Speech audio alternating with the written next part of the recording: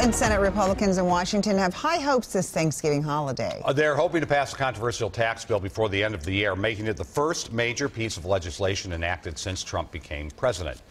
One part of that massive bill raising eyebrows is the president's claim that millions will benefit if Congress repeals the estate tax. Is that true? Here's Pat Kessler's reality check. Prince certainly meant it when he sang "Money Don't Matter Tonight."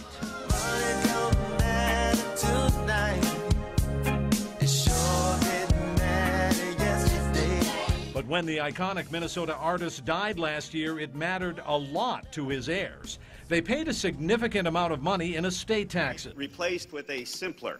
Repealing the federal estate tax, or as critics call it, the death tax, is a top priority for Republicans and President Trump. To protect millions of small businesses and the American farmer, we are finally ending the crushing, the horrible, the unfair estate tax, or as it is often referred to, the death tax. But that number is just not true.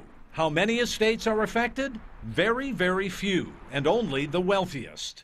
The Nonpartisan Tax Policy Center estimates that in 2017, 5,460 families will pay an estate tax.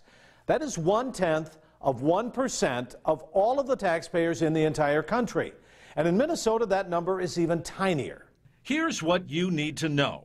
Minnesota is one of only 18 states to impose its own estate tax on top of federal tax.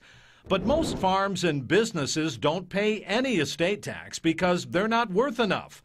Minnesota exempts estates that are valued at less than $2.1 million. Of the 40,000 deaths this year in Minnesota, about 60 families will pay a federal estate tax averaging about $2 million. Only a few are farms. Nevertheless, it can certainly sting.